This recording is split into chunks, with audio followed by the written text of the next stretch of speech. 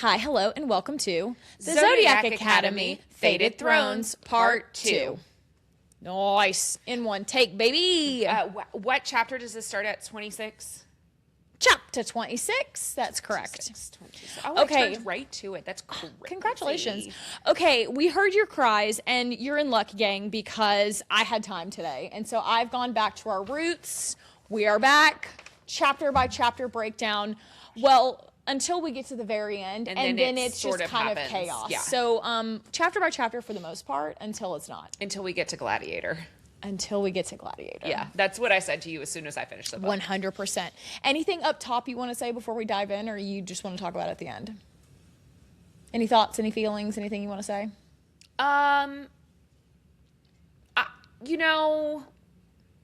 Let's talk about it at the end. Okay, yeah, because okay. I don't want to like spoil my thoughts and feelings. Sure.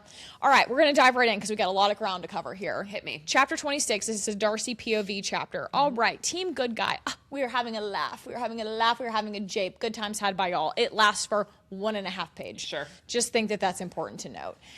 Gang's all here. Basically, from henceforth, the gang all lives at King's Hollow.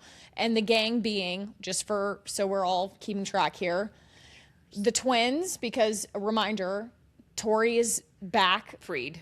Sort of. Well, she's definitely not freed, but she's definitely got her mind back for the most part. So we've got the twins and Geraldine. Mm-hmm. Then you've got Max, Caleb, Seth, Darius. Right. They're all at the holler. They're all at the treehouse. They're living at the treehouse. Yeah. For all intents and purposes, Swiss because they're Family basically Robinson hiding style. out. That is exactly how I'm visualizing it. From Disney World. Correct. Yes. Okay, so they're hiding out because remember the orders cannot intermingle. That's what I was trying to say. I wasn't sure what words I needed to put in your mouth. Thank you. Intermingle was where I was going with that. Sure. Okay. Team, all jape, laugh until Lance O'Ryan shows up. And they're like, insert cartoon, what?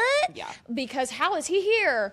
Well, reminder, Tori gave him the shadow cuff power and he can leave the palace walls now, and he shows up and he goes, gang, we got a plan. Scooby-Doo gang, assemble. Again, he's assuming the adult role here. As he is one to do. Yeah. He also professor is back. He also thinks that it's just going to be him and Darius, and the Scooby-Doo gang is not on my watch, sir. So we all load up in the Scooby-Doo van, a.k.a. the Stardust, and we pixie dust ourselves to the graveyard to find his daddy. To go raid Diddy. Azriel's grave. Dead Diddy. You done? Yeah, Okay. Dead Diddy. Great. It's his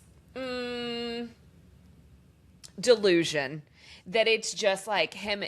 Why? What's with the pretense at this point? I mean, He it's knows such a that joke. we need them all. Correct. And these aren't just regular kids; they're special kids. You know, so like, come on, stop playing in our faces. Okay. All right. Continue so on. now we bounce over to Caleb. Caleb tells us what's happening. The graveyard has major spells and wards in place, protecting it, and we find some demi-dogs. Correct. There are demi-dogs protecting hellhounds, whatever you want to. There's a plethora of options to choose. What is happening? My phone, I haven't gotten a text in 2.5 hours, and now all of a sudden it is just really. Oh, people are trademarking more. Okay, we're gonna come back to this, guys. Today is TM henceforth name of Trademark Tuesday. Trademarking that. It's chaos out here. You ready to come back? Yeah, I'm sorry. Okay. So the Hellhounds have descended. Mm-hmm. And so the Scooby-Doo gang has to fight them off. And while they're fighting off the Hellhounds, trying to break through the wards to get into the graveyard, we also find that the corpses are now, animated corpses. Mm-hmm. So we've now got corpses that are fighting. We've got hellhounds abound. It's chaos. Right. Cal and Seth have a moment again when Caleb saves Seth. Seth is down in this fight. He gets grievously injured. Cal saves him. We have yet another almost moment. Mm-hmm. And then we got to go back to the fight because then Geraldine, yells out and needs help. Because Geraldine is the MVP. We're going to get to her. No, but yes. Like in every scenario in this book, Geraldine is the one. She's really that girl. Yeah. She is that girl. Okay. So then we bounce over to Darcy's POV. Darcy and Lance kind of break away from the group at this point, and they speed up what I'm imagining, the hill, to the top of the hill, to the sarcophagus. It's that giving is Twilight. Spider monkey. Yes. So they get to Azrael's tomb, which is this massive sarcophagus, because of course it is. And they break in. They use Darcy and Tori's rings to break in. Of course, we knew those were going to come back. So those are the key essentially to unlocking the tomb. Once inside the tomb, Lance has a mental break and goes full vamp mode. And it is very scary. So now we are in full chase in the tomb. The tomb has now transfigured into a maze. Yep. So now we've entered Alice in Wonderland territory. It was We're running through the really. I don't even know that it was real. I almost wonder if this was this was in their minds. Yeah. I don't know that this is all anyway. Because he's lost in his bloodthirst. He is completely in the throes of bloodlust and is having a total minty bee chasing her around while these floating voices, that's not the word I'm looking for, voices from nowhere. Disembodied, thank you. Disembodied voices are speaking to them. Right. And chanting in these weird isms. Is it the stars? Is it the spirits? Can you fight it off? Are you powerful? It gets fucking weird quick. Because it's all a test. It's all a test. So we leave them where Darcy says, well, he's just going to kill me because I can't bring myself to kill the man I'm in love with. And that's sort of where we end that chapter. Right.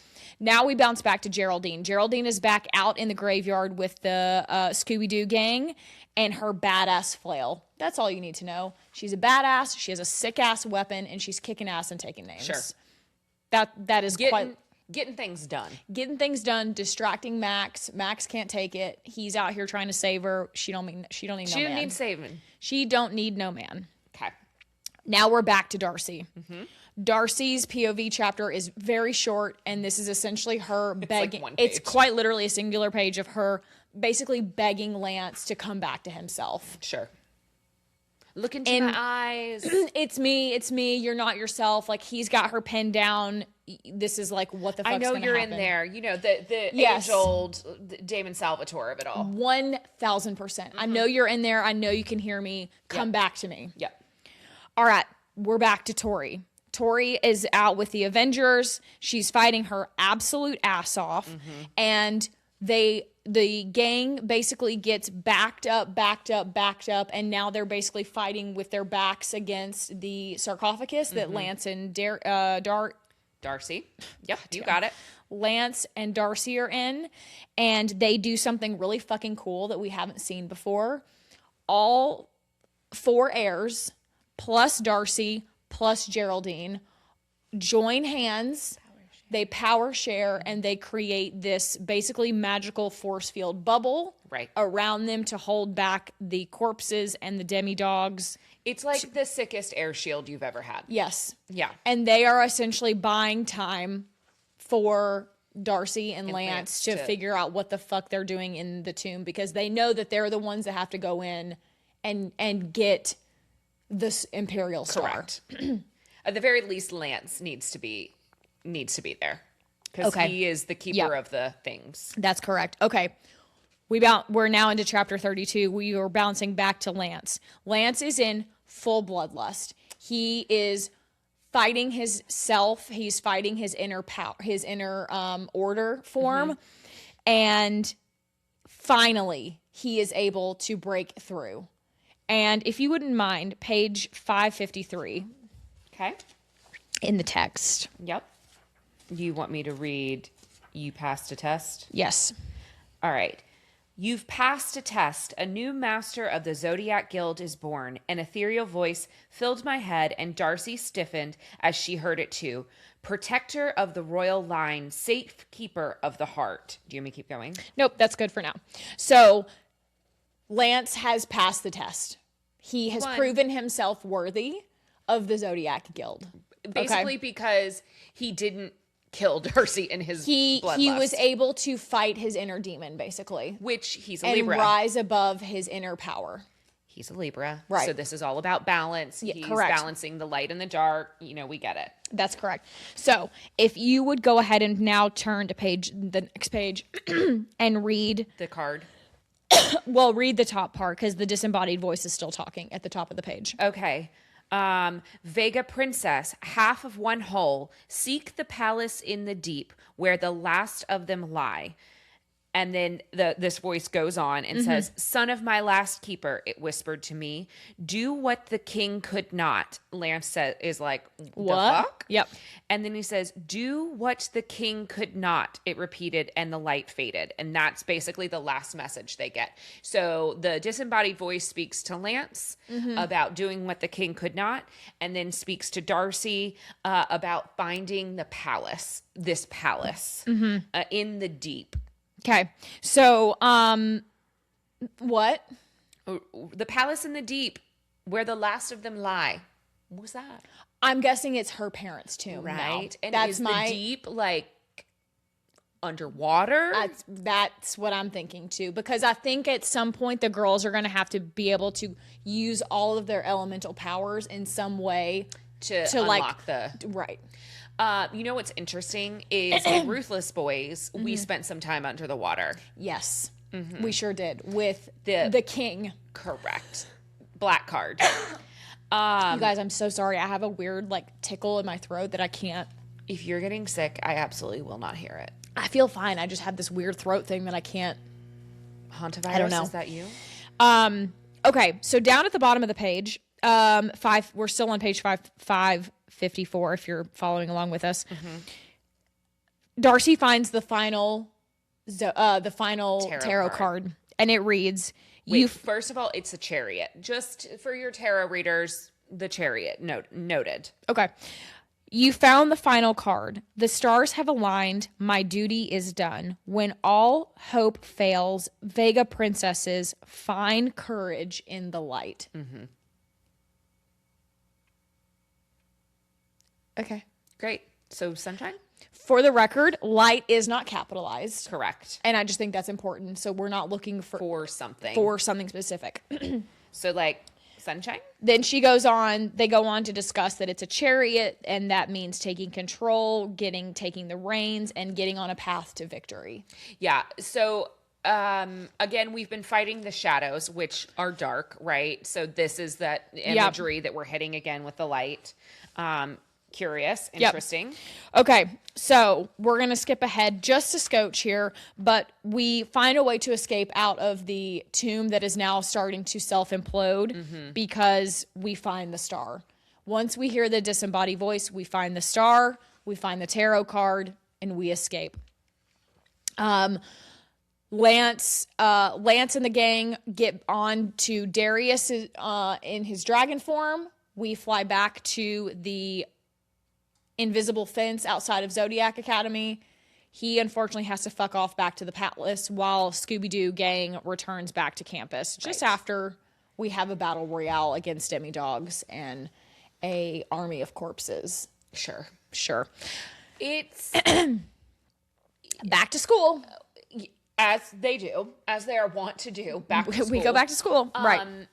It's hard because you the reader, we the reader are rooting for team good guy. Of course. And we know every time we get something a little bit good, it can't last for long. So at the end of this chapter, I was like, okay, good. We've gotten the Imperial Star, which I told you felt far too easy for me. It felt far too easy to obtain. I mean, they just got their ass kicked by a corpse army. It's not like they just... the timeline of the book. I thought that was going to be a much lengthier process, that this that this Imperial Star was going to be the panacea Well, it seems as if we've got something else brewing. Sure. Okay. So Lance heads back to the palace, and when he returns back to his little cottage in the woods, he gets a visit from Uncle Lionel. Ick. Boo. And Lance on the fly, because of this loophole that is between he and Lionel in this, star vow that they made, he gives him some bad info about the Imperial Star. And he says that it's in a scepter. He thinks he has Did you a like lead. that scepter? Of course I did. I promise I didn't read ahead. I had no idea they were going to mention a scepter. Yeah, he says, I think I maybe found something. He kind of just leads him on a wild goose chase. I think it's in this scepter, blah, blah, blah, blah, blah. He sprinkles in enough half-truths to make it seem believable. Because he has to because of what's his name? Vard. Sorry. Yes. And it seems to work for the time being, kind of. Or at least we think it does. As the reader at this point, you think it does. Yep. Yeah. While he is giving him this info, Lance also brings up Clara again and says, can my sister come see me while I'm here? And he says, no.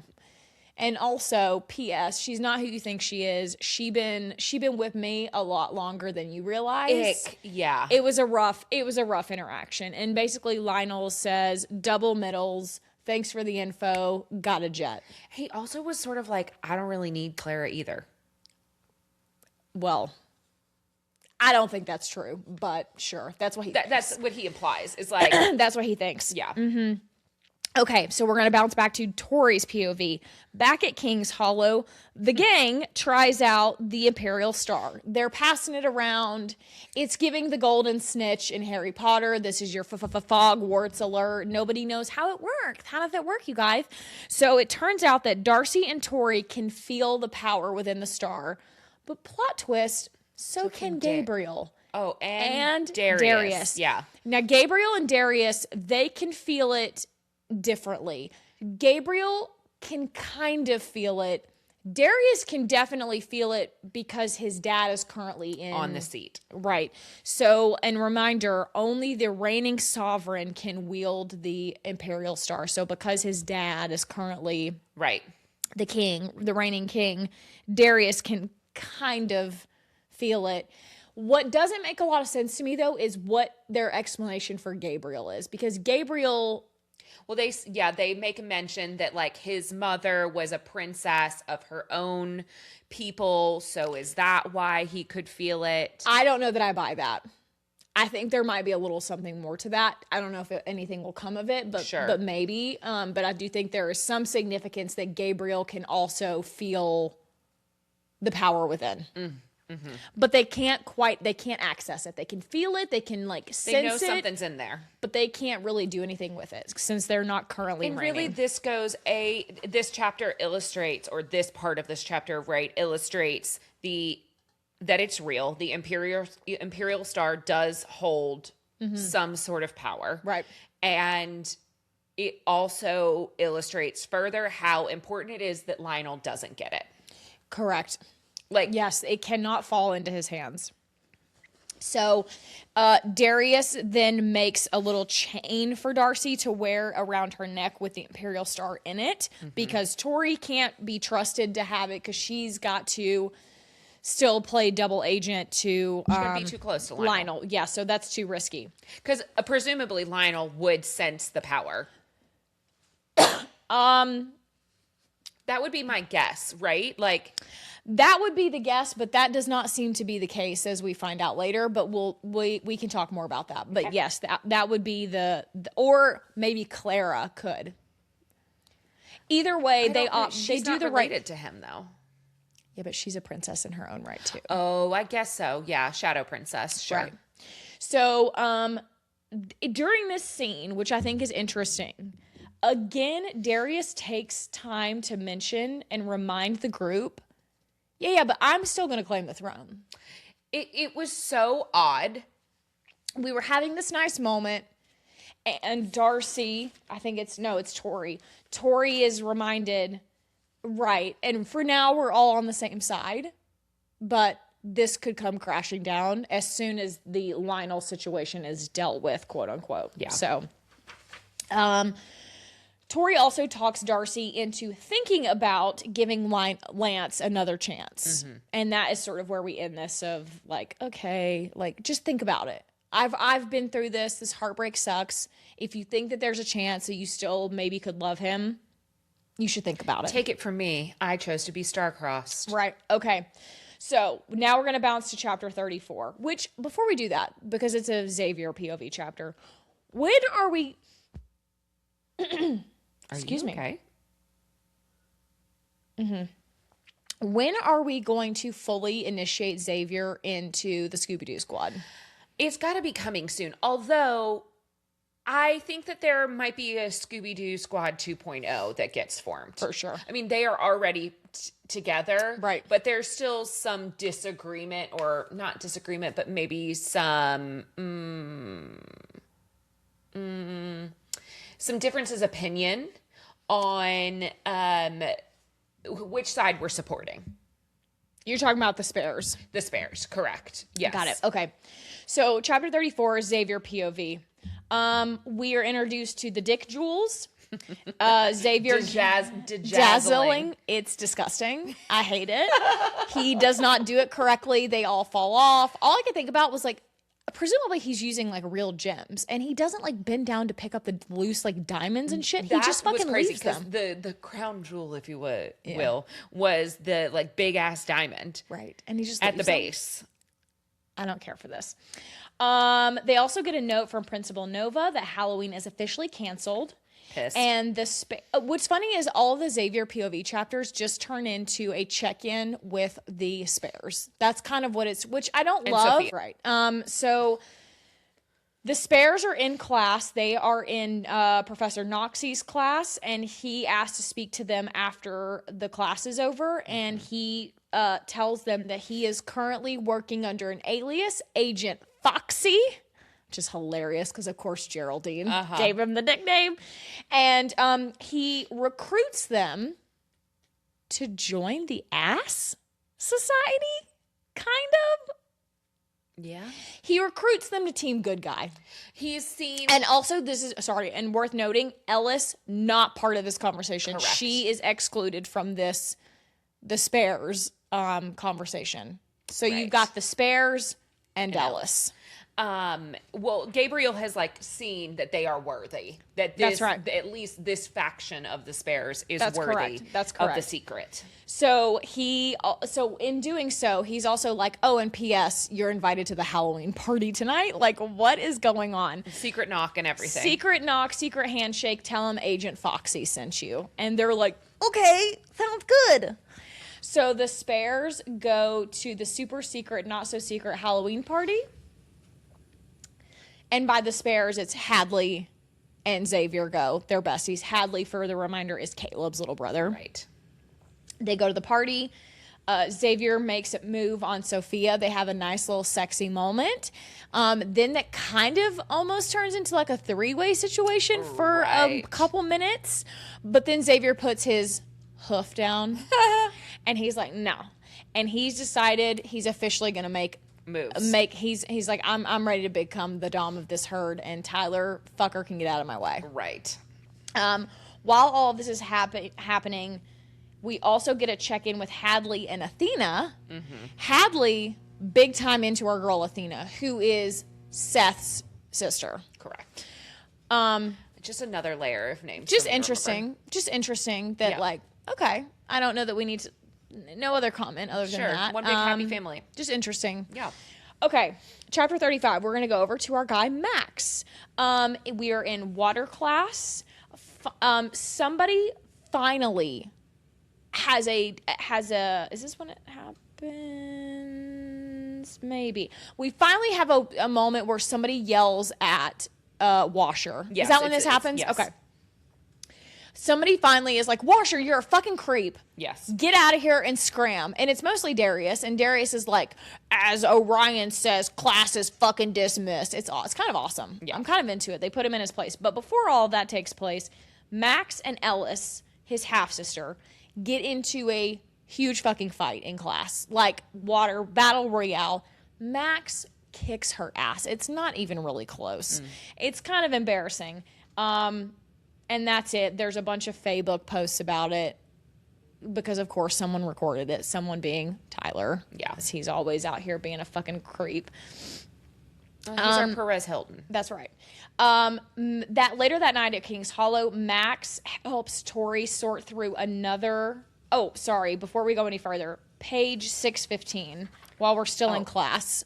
I clocked this. Can you tell us who we get a little mention of? Yeah, I was going to mention it before you, but you brought it up. So at the top of 615, we get a conversation, and Darius is talking about a stalker of sorts, if you will. He and Max are having a pissing match about who's more popular. Who's more popular It's amongst just a the funny, people. This is a total throwaway, by the way. Yeah, it says, what was that crazy This is Max. What was that crazy stalker one again? And Darius says, yeah, Cindy Lou something. He said with a dismissive shrug. The fib said they'll inject her with a tracker if she tries to come near me again, but I'm not at all that worried about some deluded psycho. Anyway, point is, I've got a stalker and you don't. Cindy Lou. Wow, still out here trying to get that dragon dick. Pooh, out here trying to... She is thirsty for the dragon dick. It was... Anyway, that was just... It made me giggle. It made me giggle, too. Yeah. It was just a fun little, like, wink-wink at our Ruthless Boys readers. So that was fun. Yes. Okay. All right, so Max and Ellis have their fight. Yeah. Yes. So later that night at the treehouse, Max helps Tori sort through another horrible night terror. Is that what we're gonna call them? Like weird dream memory things that she's they're happening. calling them nightmares, and then he is like drilling down into her. He is drilling down into her psyche. Caleb can like sense something's going on. Caleb comes out. He's like, "Is everything okay?"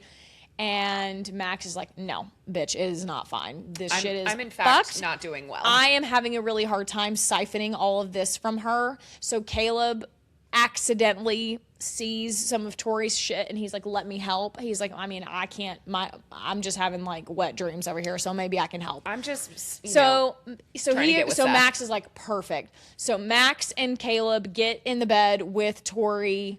Max is siphoning off of Tori. He's also siphoning off of Caleb to try and neutralize all of the bullshit. Yeah. And it's actually a really sweet scene and very like it's very bonding, selfless. Yeah, they're incredibly selfless. Yeah, they are doing something again. Selfless. Max, the unsung hero here. I hate to fucking break it to you, and not for nothing. Later on, at the end of this, in the hashtag Gladiator Bowl, very important. He is like critical to anyway. Yeah, you know, in moments of peril, Max comes through for everyone. Well, and we've talked about Max. Max doesn't have a hashtag beast mode like some of the other guys do, and so it was kind of interesting. I think we talked about him, like what does he actually do in battle that's like his thing. And boy, we find out, and it is incredibly helpful. He is what we would call more of a soft power. Yes. You know what I mean? Yes. Yeah. Yes. He doesn't, I mean, listen, come down to it. He can get scrappy. We can talk about what he does later, but I just think that's interesting. So Caleb ends up sleeping with them. They have a little sleepover. It's very nice. And Max, unfortunately, wakes up the next morning to a very, very, very bad situation unfolding. Mm-hmm. His mom and Ellis have strategically leaked the fact that he is mom. Air that quotes. He is and again, I'm going to use the terminology they use, he's a bastard. Correct. That his mom is not, in fact, actually his mom. And Max has a total meltdown. Like, what the fuck am I going to do? Okay. We bounce over to Darius. Whew, this is a very long chapter, so buckle in. Okay. Seth fills Darius in on his big plan to help get Lance and Darcy back together. Wait, can we backtrack for a second? Sure. He does have a conversation with his dad. Oh, Max yes. has a conversation with his dad that is really nice. Yes, I'm sorry. Yes. And Max is like, yeah, Dad, I've known about this for a long time. Like, this is not shocking to me. And he was like, but what about the heirs? And he was like, I've already told them to. Like, I think I'll have their support. Right. Yeah. And his dad is like, I'm on it. And his dad also ends the call, which I think is important with, I love you, son. Like, we're going to get this figured out. Yes. You're right. Thank you for bringing that up. Okay. Chapter 36, if you're keeping up with us, we're back over to Darius's POV. Seth fills in Darius on his horribly thought out plan to get Lance and Darcy back together by sending these texts. It's such a stupid plan, but okay. I mean, it's dumb, but I can it's at least dumb, see it. Sure, but like I don't think of course he's not thought far enough in advance. He's a himbo. Right. And Darius is like, huh, okay, I'm in too. I'll help. That's the surprising part, is that that Darius is in for a bad plan. Just pause for later when the plan becomes a better plan. Sure. Evolves. Because Darius is involved now. And it's no longer a bad plan because he's like, hey, you have the right idea. The execution hurts in the right place, my boy. Okay. So at this point, Max comes to the boys and tells them what has happened.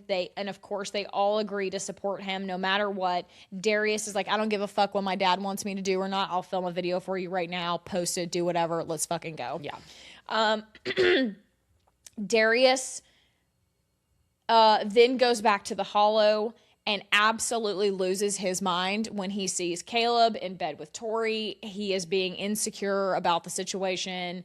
Tori has to talk him down and be like, that's not what was happening. Also, where is Max to be like, hello, this is what happened? Max, nowhere to be found. Max has got his own problems. Max today. like, I gotta go find my girl and deal with my own shit. Right. I'm having a hard time today. That's right. So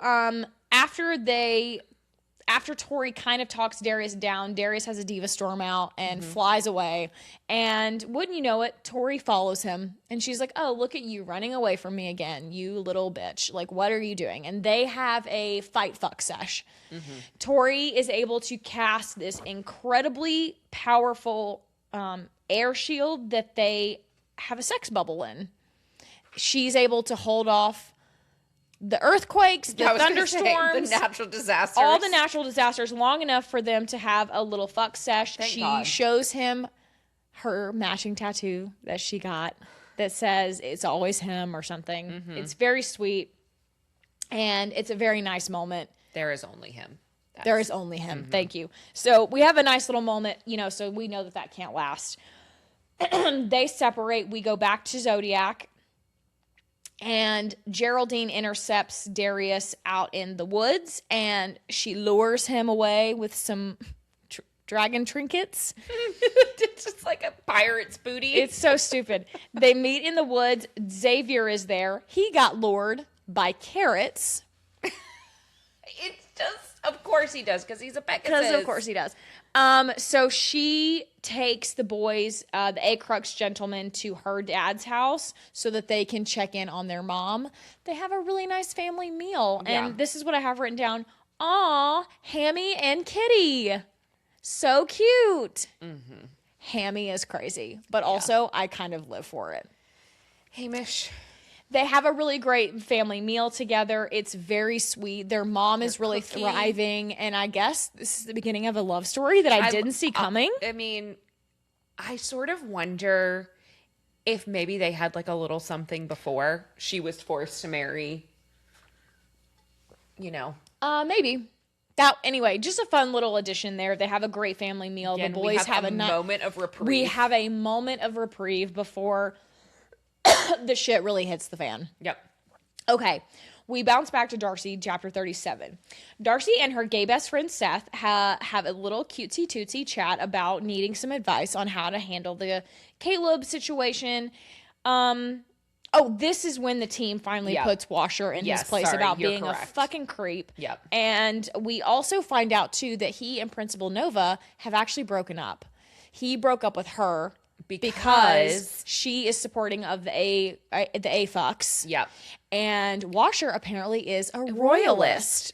That is We needed something. We needed a glimmer from him because otherwise he's just a total fucking weirdo. But does this like redeem him? Certainly not, but it gives him some dimension as a character, I think, a little bit. Okay. Now, if you would turn to page 672 for me. Yes, ma'am. Thank you. Okay. I had something written down here, and I knew I was going to forget why, and I have forgotten why. Oh, I know what it was.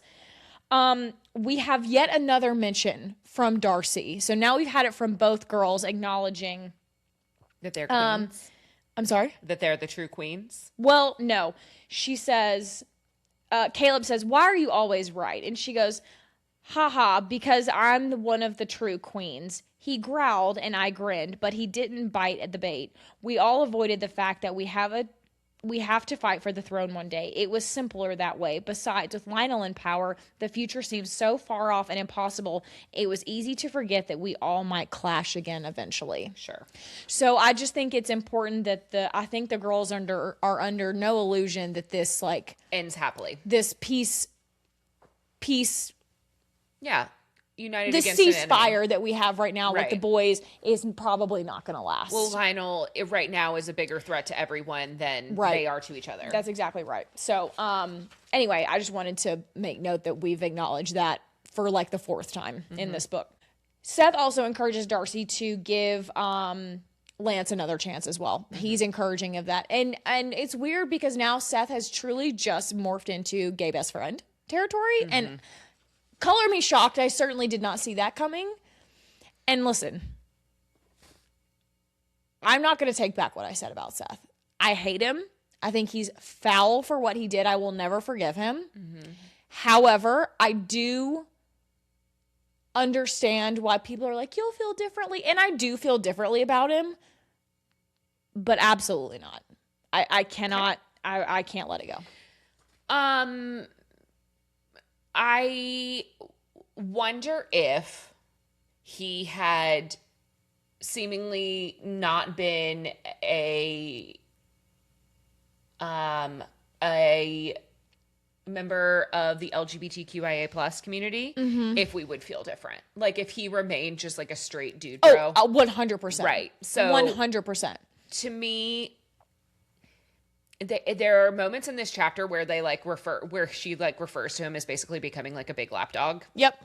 And I'm like, so you're just like dumb, stupid, and mean? Right. Got it. Got it. Right. Okay. So, don't get me wrong. I like this version of Seth, but this is much preferred to where we were. But I don't think we had to like.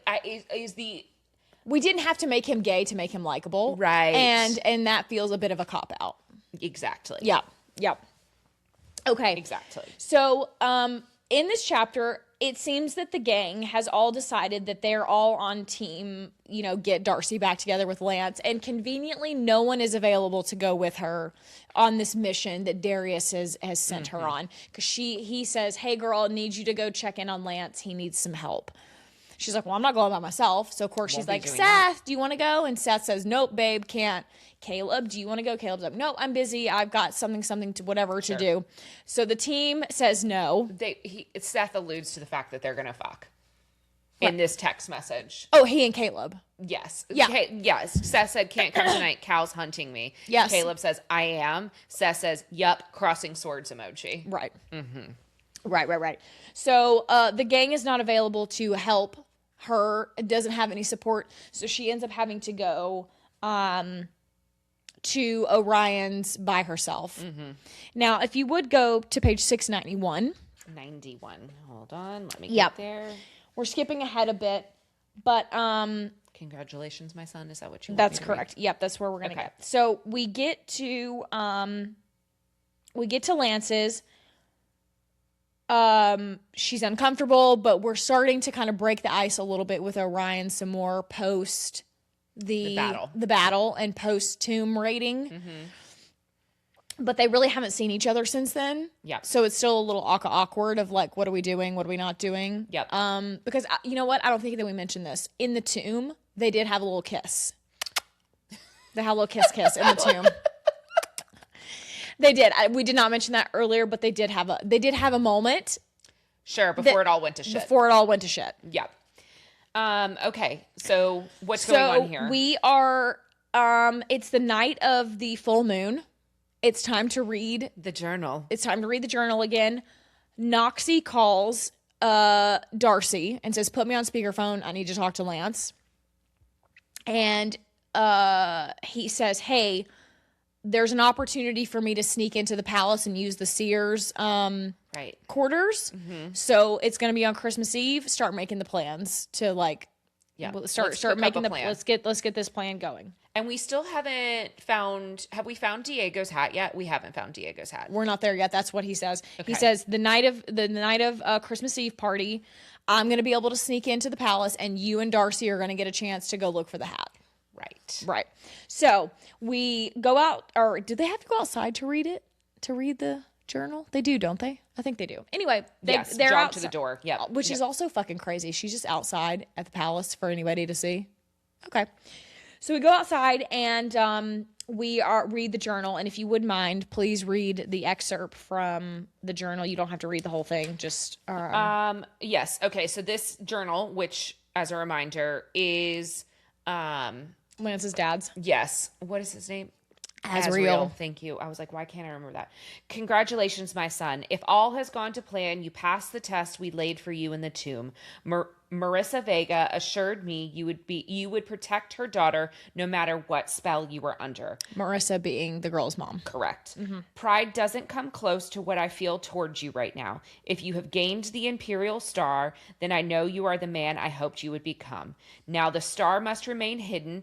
Only your most loyal of friends can know its location. A star cannot be seen by seers or divined by the arcane arts. Important. So long as you protect the knowledge of its location, it can never be discovered by Lionel A. Crux. Okay, that's good. Mm-hmm. So this is crazy. Crazy that their mom foresaw all of this. Right. She knew that she and Lance were going to be talk about some knowledge that's just incredible. That she predicted all of this. Mm-hmm. I couldn't be given the gift of sight because I'm telling everybody everything. Right. Okay. I'll keep reading here. Perfect. This brings me on to your next task. You must reform the Zodiac Guild. Choose the strong of heart, mind, and soul to swear an oath to protect the Vega Royals. They will need a strong following to help them ascend. Fae who they can trust with their lives. Choose wisely. To bind new members to the guild, you will need the Chalice of Flames. Insert Fogwarts alert. An item that has long been in my possession. Spill your blood beneath the night of a full moon to summon the chalice.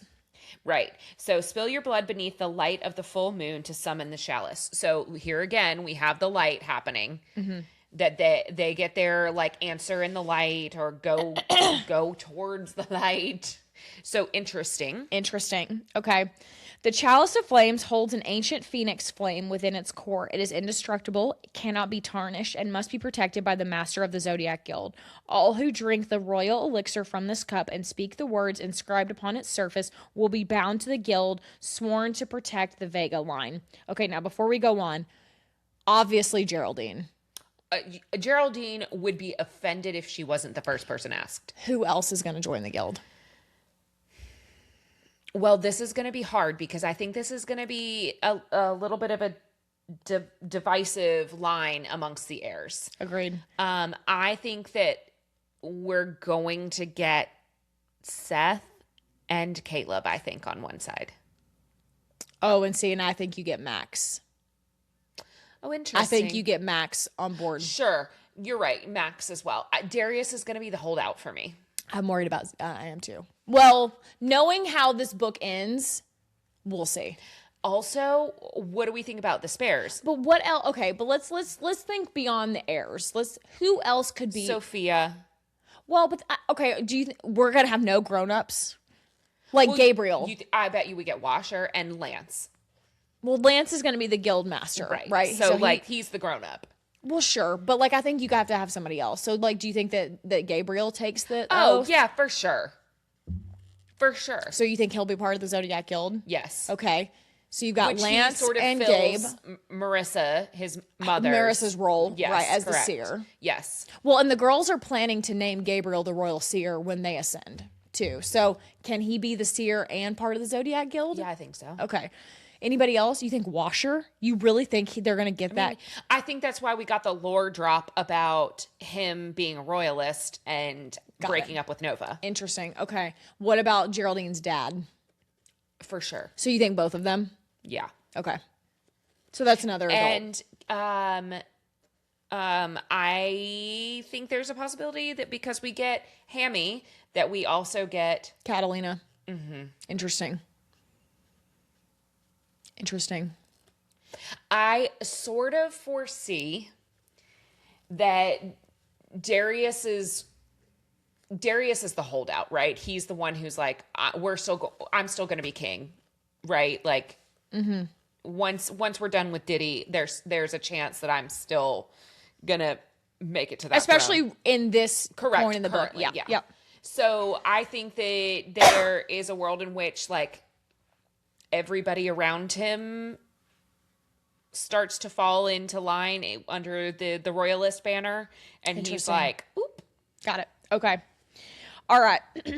The elixir of the royals is laid out on the following page. It will take 6 weeks to brew, and during this time, you have the sole responsibility of ensuring that the Imperial Star is protected. Marissa informs me that with the help of a dear friend, you will see the way to keep it safe until the guild can be reformed and your allies can protect its location. That's Gabriel. Right. And you will see. Correct. Yeah. So, and of course she says, I smiled thinking of Gabriel. Like it, It's pretty heavy handed. So I guess that answers the question that Gabriel, I guess, is going to join. Obviously. Okay. This might be the most important part. It says your final task is the greatest of all. You must ensure that the Vega queens are crowned. Twins are crowned. Yes. They must become true queens so that they are able to wield the Imperial Star. Meanwhile, you must safeguard the knowledge in this diary. Each spell that the star can cast is ascended from a powerful word.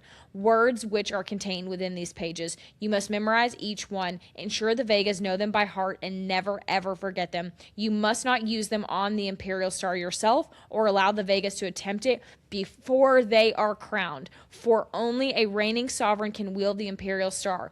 All others will, underline, perish if attempted. So is that the first word? And then those are the words right here. Oh. On the next page. Immunisa. Immunity. This spell grants lifelong immunity to all illnesses.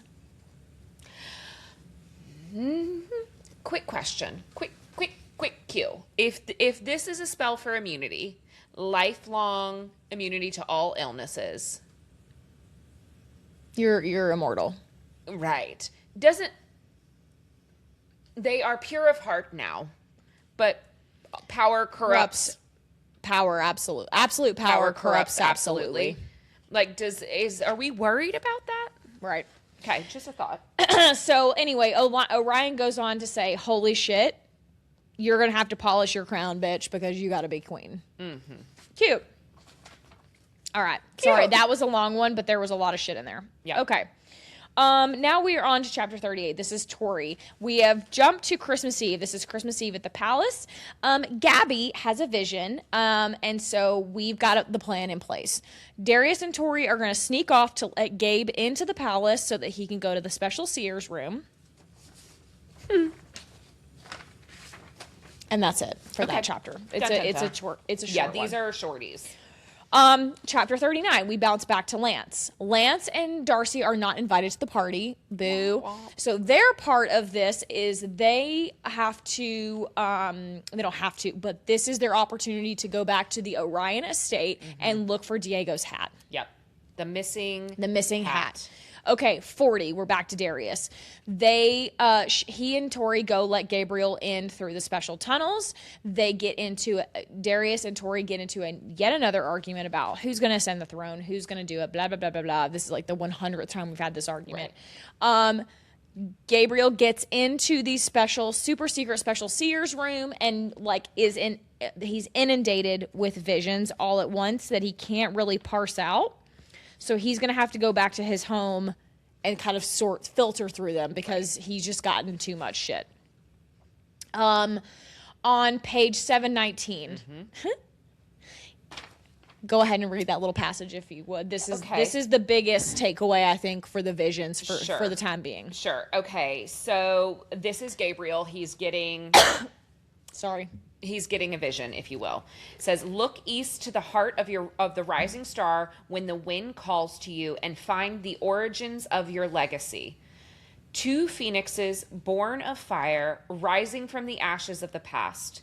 The wheel of fate is turning, and the dragon, capital D, is poised to strike. But blood of the deceiver may change the course of destiny. Beware the man with the painted smile who lingers close to your side." Let's pause there for a second. Okay. 2 phoenixes born... Okay. 2 phoenixes born of fire. The girls. Rising from the ashes of the past, literally and figuratively. Yeah. All right, so the girls. The wheel of fate is turning, and the dragon is poised to strike. Capital D. Lionel. Correct. Okay, so Lionel is in a position to, like, make a big move here. But the blood of the deceiver may change the course of destiny. Darius. Correct. Beware the man with the painted smile who lingers close to your side. Who the fuck is that? Right. With the painted smile who lingers close to your side. So somebody that is, and that's, I'm like, is that Washer? Ooh, maybe. Is that Washer? I don't know. I also went Tyler. Okay. I don't know. To me, it doesn't give inner circle, but periphery person. Okay. What do you think? I don't know. It's beware the man. Are we calling Tyler a man? I mean, I know that he's like a man age. Sure. All right. TBD on who that could be. Go on. Turn the scorned, free the enslaved. Which we know that's coming shortly. So, okay. Fear the bonded men. Many will fall for one to ascend. Interesting. Many will fall for one to ascend. Also, fear the bonded men. So are we talking about literally the people that are bonded to? So is that Darius and Lance? I don't know. Or is it like bound by the shadows? Right. Or it's like the nymphs? Right. Suffer the curse. The hunter will pay the price. This makes me very nervous for Orion. Correct. Orion is the hunter. He has been referred to as Hunter previously. Correct. Do you know what just occurred to me literally in this moment right now? Hunt Athalar in Crescent City's name is Orion. It's okay. I knew that was the circle here. It just occurred to me in this. That it's not just here. Yes. Correct. Yes. Hunt. Sorry. That Hunty. Really just, that was dumb. Go on. It's okay. Do not repeat the mistakes of the past. Keep the broken promise. To Darcy. Mend the rift. All that hides in the shadows is not dark. Clara. Mm-hmm. Blood will out. Blood will out. Seal your fate. Choose your destiny. I'm concerned. Many will fall for one to ascend. Well, they also referred to them earlier as 2 halves of one whole. Okay. So, I don't know. Yeah. Something there. Okay. Yep. Just a thought. Yep. Just a thought. Mend the rift. Is that between the shadows? Shadow realm. Yeah. And all that hides in the shadows is not dark. So do you think Claire is still down there, or do you think that there's somebody else down there that we need to retrieve? I think this is referencing what we find out about Clara later. Got it. Blood will out. I don't know. Okay. Seal your fate, choose your destiny. Okay. Those feel. Okay. Anyway, you drank out of this, didn't you? I did. I had to. I'm struggling. Okay. So Gabriel at this point is like, all right, you got to get out of here. Scram. It's time to go. Vard is coming. But that was a bit of a farce He was just trying to get rid of Tori because he wanted to go full Big Brother on Darius.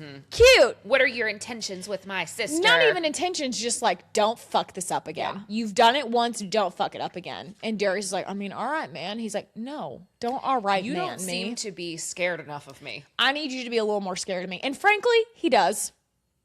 I know that probably Darius would win eventually, but Gabriel would give him all he wanted. Gabriel is very powerful too, as we learned from Ruthless Boys. So I'm not, Okay. They both can fly off into the sunset. Darcy, 41. We got to speed this up. I think we're taking a very long time here. We find the hat. Yay! Clara shows up. Boo. Stella also shows up. Double really boo.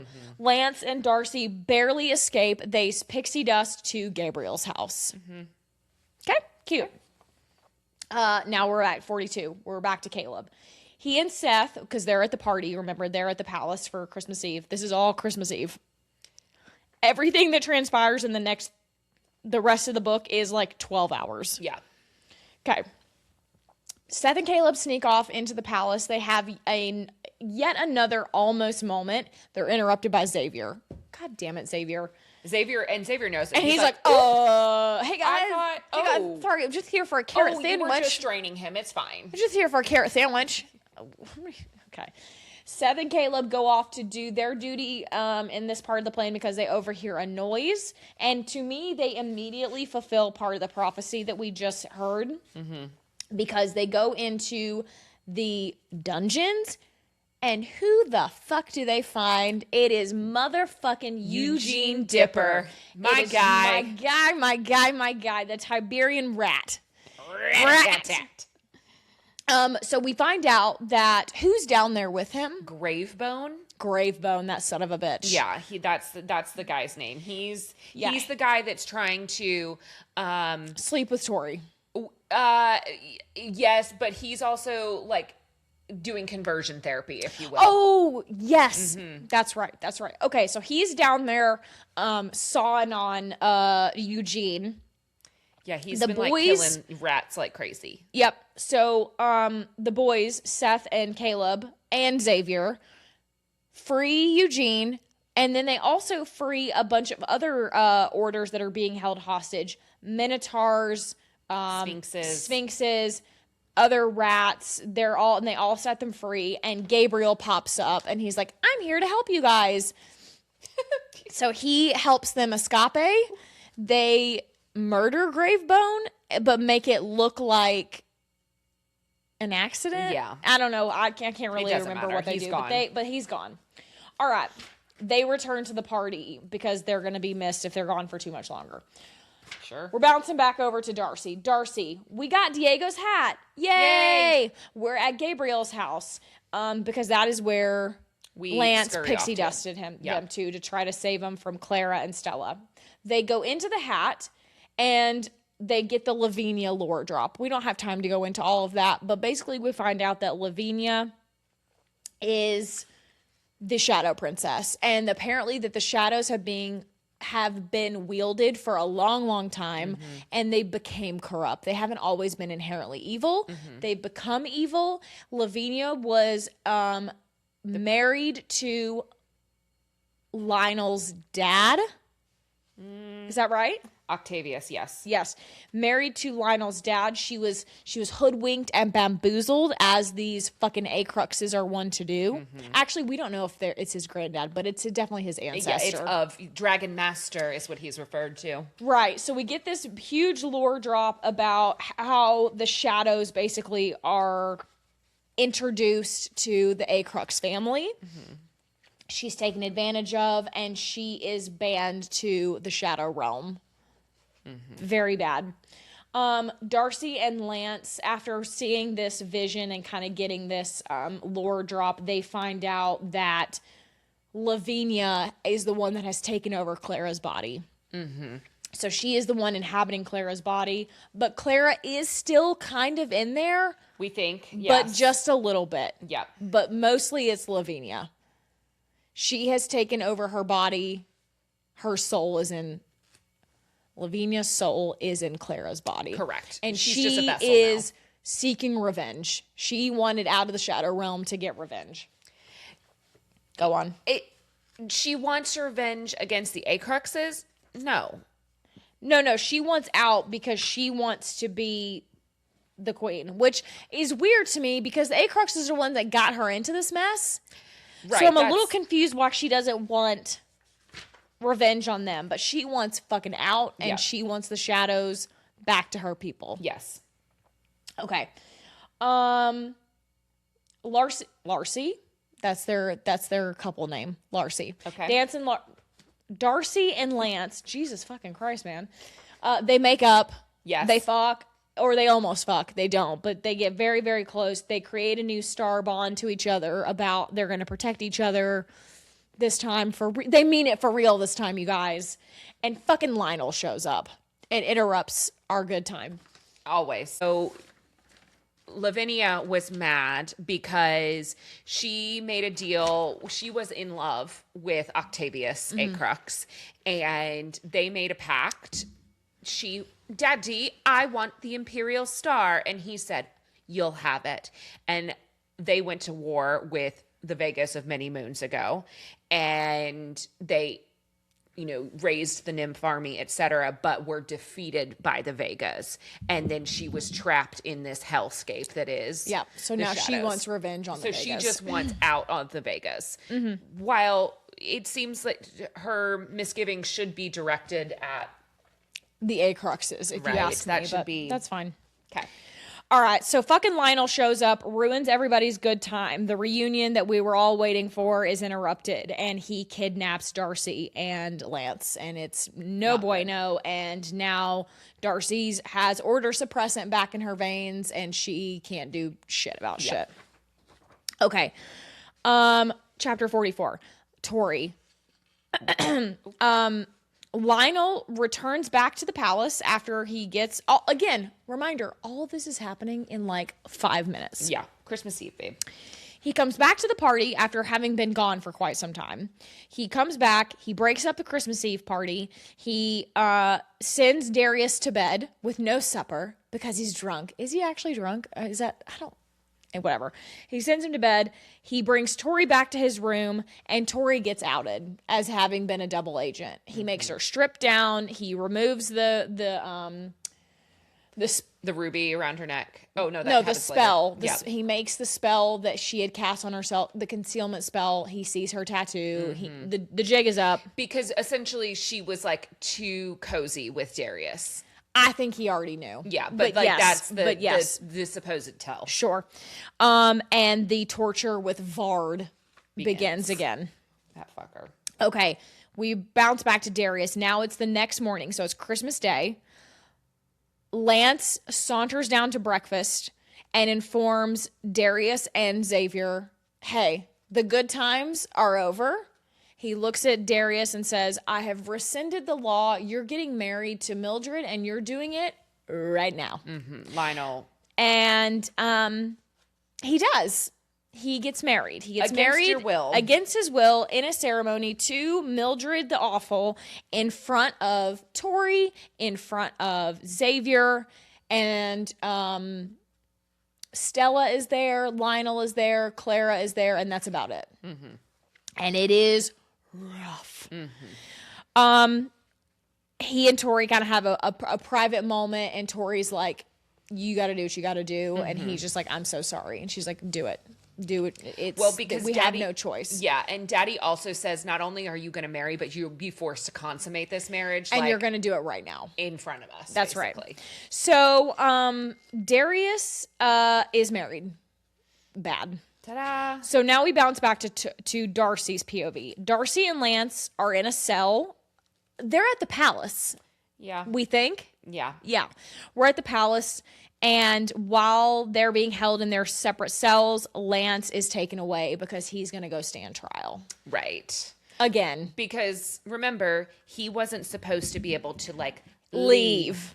Correct. So he's been busted, and that's the other thing too, is that Lionel knew that he had to have help leaving, and he knew that Tori helped him. Sure. So that all comes, yeah. And remember, the threat that Lionel made was that he'd go back to Darkmoor and he'd be there forever and ever, amen, like in the most solitary of solitary confinement. Right. All right. Now we're bouncing back to chapter 47, which is Darius. Surprise! Darius isn't really married to Mildred. Mildred, turns out, wasn't really Mildred. Mildred was Gabriel. And we find out because he goes to have to like fuck her. Fuck her, and he has a dick. And oops, that's not right. It was a comical moment in what is not a very comical situation. Yeah. But turns out Mildred has been otherwise incapacitated. And you know what? Mildred, she being incapacitated left, right, and center. The girl has been locked in her room. She's been hogtied. She's gotten a bout of the shits and can't leave. Like, it's just funny what they do. I mean, she deserves it. I want to be clear. Yes, very. But this girl is forever getting got by people. Chicken or the egg? Was she evil to begin with, or was she made evil? Or was she made evil? No shit. Yeah. No shit. So after Gabriel reveals himself, he says, all right, Darius, now we got to go because destiny is calling and I need you to answer the call. And we have to go right now or one of my sisters is going to die today. And we've got to go right the fuck now. Yep. So they pixie dust their way over to a very special cave. Dun, dun, dun, dun. Now, back underground. These are where my notes end, because from here on out, it is just ping, ping, ping, ping, ping, back and forth, like 3-page chapters, and it is just chaos, and it got way too hard to try and do it all. Just let's give the overview. So we're gonna give the overview. So let's start with, we'll end with Darius. Lance is taken for trial by combat, as it seems, and turns out trial by combat is a gladiator arena, and it's also Christmas Day. Again, what a festive time. Christmas Day. And what transpires over the next several chapters can only be described as Avengers Assemble. Okay, and I mean, I'm talking quite literally Avengers Assemble, because the whole gang rolls up. Lance and Darcy are getting their absolute ass kicked. It is a Jon Snow Battle of the Bastards. He is getting crushed by the nymphs. Yep.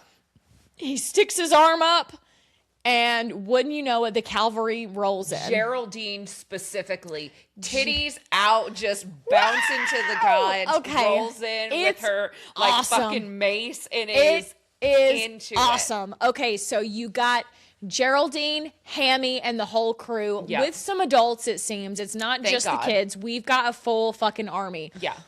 We also have a big ass fucking storm dragon that shows up. Dun, da, da, da. The Oscuras. The Oscuras are there. Has arrived. Dante arrives. Dante doesn't arrive by himself, though. He comes with Rosalie and the pack. We also have Leon Knight shows up. A big ass fucking lion is there. Elise is there. Yep. We got the whole gang shows up because Gabriel told them. Correct. Because he listen, when he sat, he did get a moment to sit on that amplifying chair. And he got what he needed to get. Teams. That's exactly right. So we have a battle of battles. I don't know why this is how this goes, but somehow Caleb ends up being the one who thinks, I'm going to be the one to take out Lionel A. Crux. I don't exactly know how that happened, but it does. Well, I also think we have to remember Caleb does have ties to Elise, right? And her harem, her mans. So he does know all of the terrible things that like Dante's been through as well. So he has like a little bit extra fuel in the tank, I think. Now, why he thought I'm the strongest member of this pack? He does make a good point, though. He's like, listen, Lionel is very powerful, but he does have to wear down. He can't replenish his strength fast enough. Yeah. So he is up. So I'm imagining sort of two battle fronts. You've got the battle that's happening now in the arena. In the bowl. Yep. And then you've got the press box, essentially, right? Yeah. The private box where Tori, Lionel, and Caleb are for the most part in this weird battle.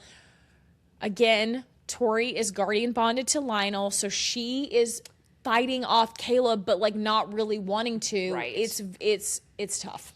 Yeah, she's like, remember, I can't. And she's like telling Caleb this, like, Caleb, I can't not fight you off. And Caleb's like, don't worry about it. It's all good. I got it. And we're like, do you got it? Come on. Listen, you got to be confident, I guess. Sure, but that's like more of a Seth move than a Caleb move. We've got Geraldine kicking ass. Geraldine gets into some trouble. Max comes to the rescue. Seth gets hurt again and almost died. Like, Seth out here just trying to die on us. It's kind of crazy. Atoning. The nymph army is not there yet. So at first, Team Good Guy is kicking ass. It's like a leg up. We're kind of, yeah. Clara's calling the shadow people in. Okay, but they're a long way away. So we gotta get some time. While all this is happening, we go back to the cave briefly. Just check in quickly. I don't know what Darius is doing. Darius is on a side quest all of his own. He's in a creepy ass cave. He's getting these like whispers of destiny to him. Sure. It's fucking weird. It doesn't really matter except for what happens at the very end, which we'll get there. Sure. So these are the phrases that were being Go whispered to Darius. Go ahead. Honesty, virtue, life, growth, strength, sacrifice, power, death, destiny, fate, truth. Like, we got it. Okay. Yeah. It's just nonsense. Okay. And he's in here going, what the fuck is going on? Meanwhile, Gabriel's like, can't go any further. Your destiny calls. Smell you later. Yeah. Now, why doesn't he go help the battle? I don't know. He's seen it. Yeah. These voices whisper to Darius, and on page 861, they sort of make their intentions known. They said, the price of knowledge is power. The price of power is great. Every bargain has a cost. What will you trade for a different fate? So they are seemingly giving him an option to change fate. Correct. You wish for love with the girl who denied you, but fate has other designs in mind. What would you give for them, Darius Acrux? Would you sacrifice to see them survive? What would you sacrifice to see them survive? So we check back in with the fight. The fight starts to get dicey because now Clara has really entered the chat. Clara and Orion have a huge face-off in the middle of the arena. She's using some weird trickery, some weird magic. Let's call her Lavinia because that's really who's doing it. Lavinia is doing some trickery, some hoodwinkery, if you will. Some I'm here, I'm there. She's every fucking where. You know, Lavinia. Yeah, exactly. Yeah. So she starts doing some weird shit. But in all of this, Clara is able to break through very briefly. Correct. And she tells Lance, kill me. I'm done. I cannot survive this. Put me out of my misery. You have to kill me. AKA Lavinia, you have to kill us. Yep. Don't hesitate. Do not hesitate when I'm going to give you I'm going to basically perform the yielding and give you an opening to do it. And he's like, Clara, no! Clara, no! You know, he can't. But anyway, it's very sad. Yeah. But it's the ultimate sacrifice. Right. To sacrifice herself. Right. And so it's tough. Yeah. It's not great. But we check back in on Darius. Okay. We're checking back in. So I'm on chapter 59. Oh, okay. Sorry. We're going through this quick. Chapter 59. We're back with Darius. Darius is like, can you clarify the rules for me? Just like a quick clarifying question here. And the voice says, descendant of the deceiver, son of the destroyer, do you offer your life in payment for breaking the bonds? And he says, all of the bonds. And they say, then it goes on to say it again, descendant, blah, blah, blah, blah. Do you offer your life in payment for breaking the bonds? And Darius says, I accept your terms. I offer my life. I offer my life in payment. Okay. So now we check back in with Tori. And at this moment, all of a sudden, Tori gets a surge of power. The bonds are broken. She's reactivated. She is sleeper cell activated. And she burns Lionel's hand off. And now he has a nub. Nubbins. He's got a nub. McNubbins. McNubbins is crazy. Okay. Darcy and Tori are reunited on the battlefield. Tori's able to escape from Lionel. Caleb kind of gets involved for a moment. Now. She burns his hand off. We have the Clara moment. Does Lance kill Clara? I think. Yeah. I think that was in the last.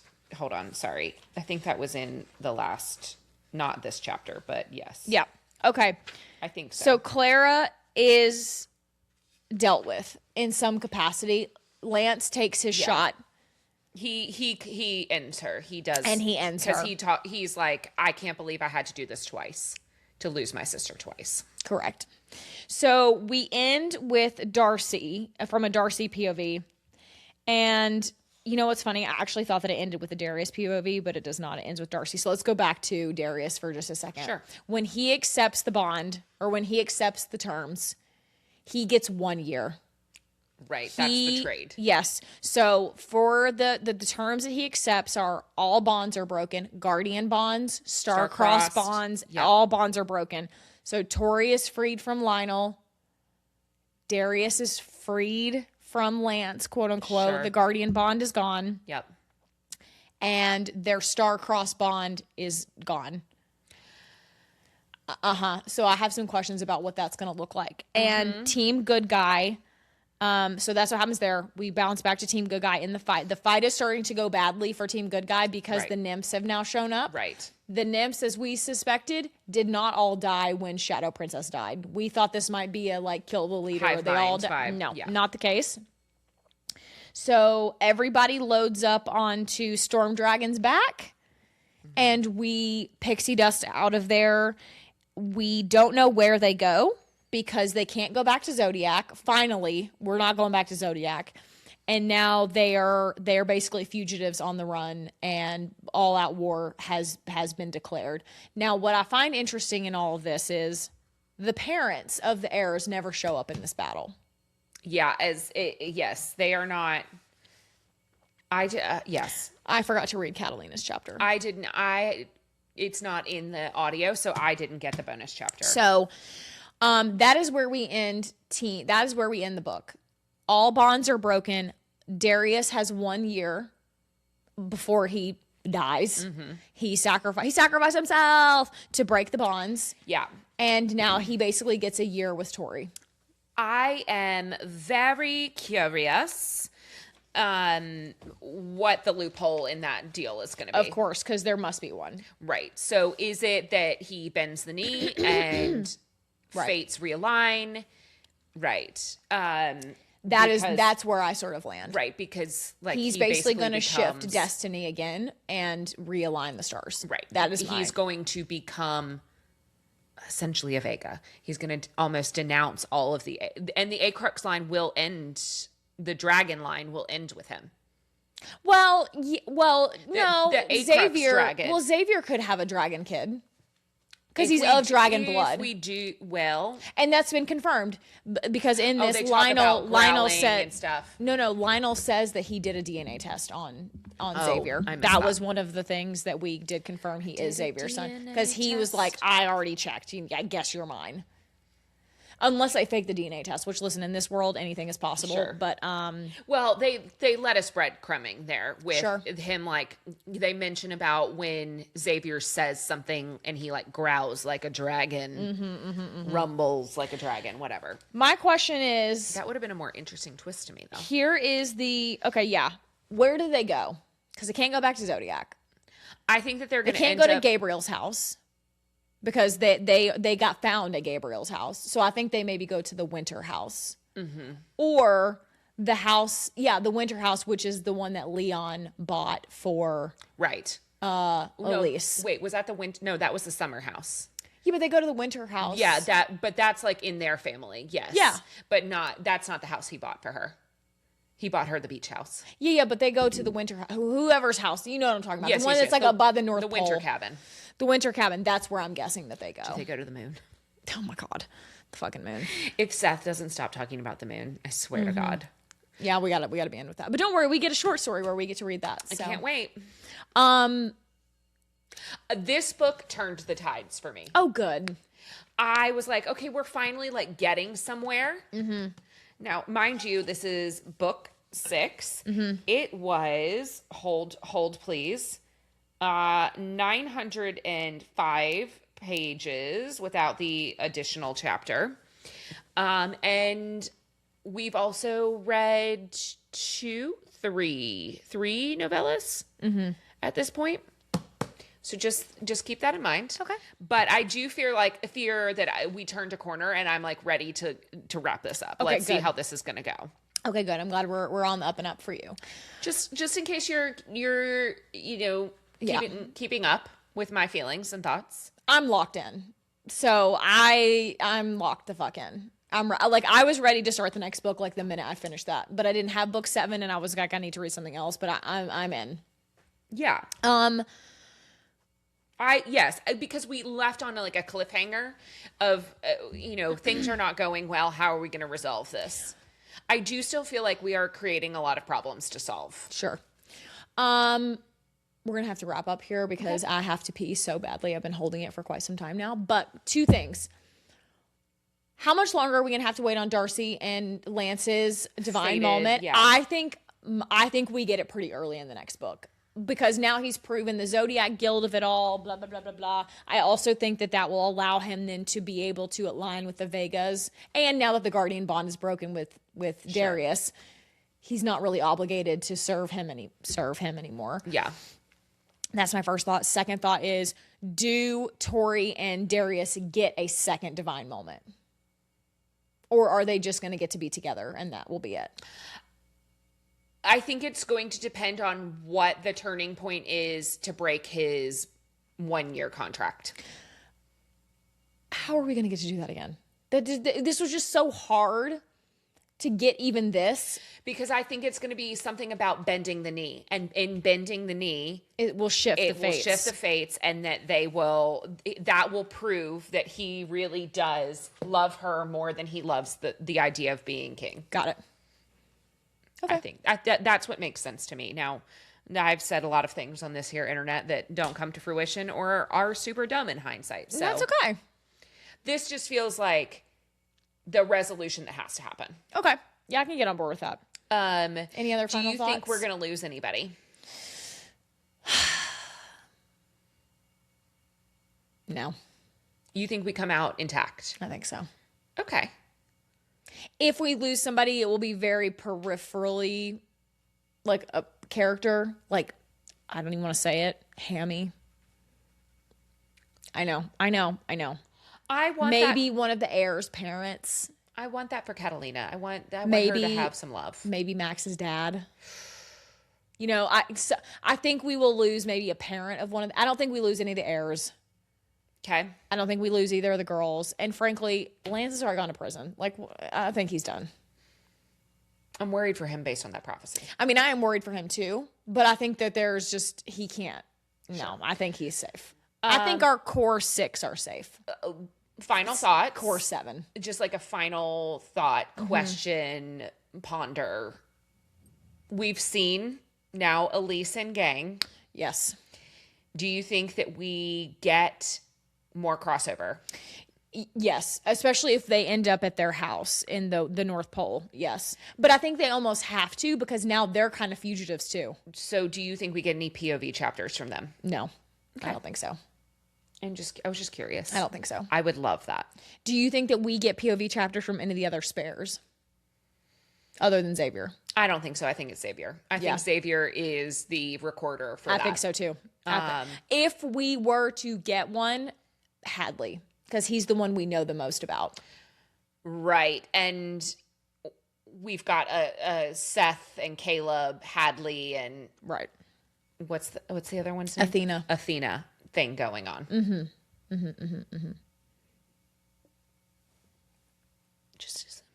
I hope that we get some at the end of book 9, that we get the thing that we got at the end of Ruthless Boys, where it's like 3 years later, 5 years later, 20 years later, and we get like a little update on the gang, on where everybody's at, how many kids everybody has. Cute. Who ends up with who, where? Well, I mean, I think we'll know. We know, but like, do they actually end up forever and ever together? Oh, you think there's a divorce on the horizon? I don't know. I'm just saying, you think Seth and Caleb can't make it? Seth is too annoying. I just think that it's going to be interesting. Like, do they have kids? Like... Yeah, yep, agreed. All right. Wouldn't it be cool if we found out that, like, Elise was their surrogate? Oh, that would be interesting. Or, like, one of the girls was their surrogate. How cute. Darcy being a surrogate for them. That would be very cute. That would be very cute. Lance would never allow it. No way. Okay. But I love the idea, but no way. Well, if you've made it this far in the episode, then we'd like you to drop the pregnant person emoji, please. Okay. That's what I want in the notes. As always, you can follow us across all platforms at The Story Is Pod. That includes, if you are watching us on YouTube, if you listen to us on Spotify or Apple Music, you can find us on TikTok and Instagram, all at the same handle, The Story Is Pod. You can follow Katie on her personal page at That's Katie Mitchell. And you can follow me at 8ace8. And with that note, go read your book.